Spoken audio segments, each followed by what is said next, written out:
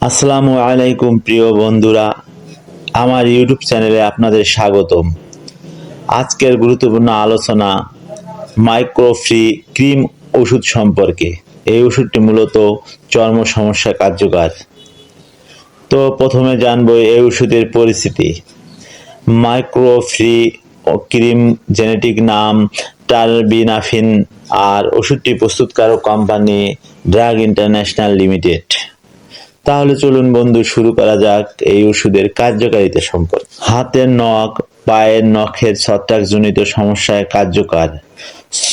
চর্ম ছত্রাকজনিত সমস্যায় কার্যকর, যেমন টিনিয়া কর্পারিস, টিনিয়া পেরিয়েস। এছাড়া চুল, মাথা, ত্বকের সংক্রমণে কার্যকর।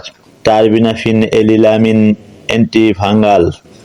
হাতের নখ, পায়ের নখ, মাথার চুল ও ত্বকের সংক্রমণে কার্যকর একটি ওষুধ।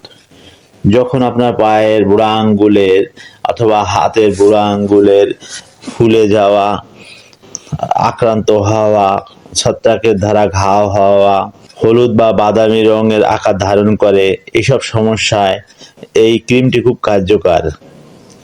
এই ওষুধটি ব্যবহার করার পর শুষ্ক ও ঝরঝরে হয়ে যাবে। ত্বকের সংক্রমণ যেমন দাউদ, একজিমা, খোসপাঁচড়া, গোটা গোটা চুলকানি, বগলের চিপায় ও রানের চিপায় চুলকানির সমস্যা কার্যকর একটি ঔষধ।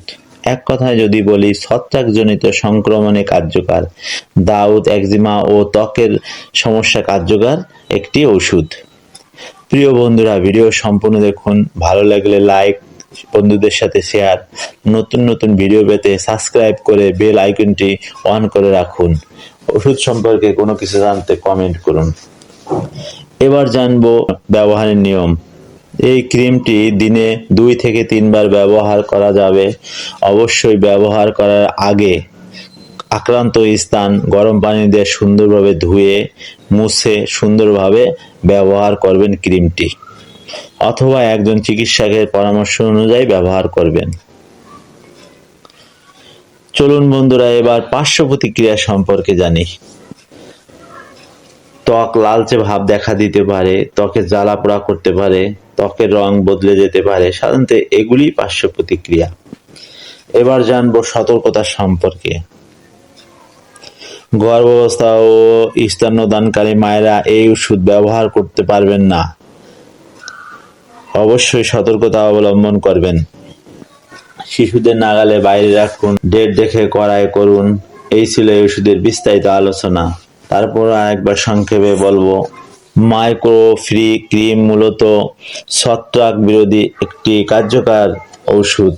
দাউদ, একজিমা ও ত্বকের সমস্যায় কার্যকর একটি ঔষধ। তো ভালো থাকবেন, সুস্থ থাকবেন। তোমরা ধৈর্য ও সালাতের মাধ্যমে সাহায্য প্রার্থনা করো, আর তা আল্লাহ ভীরু ব্যক্তিবর্গ ছাড়া অন্য সকলের কাছে নিশ্চিতভাবে কঠিন। সূরা আল বাকারা আয়াত 45।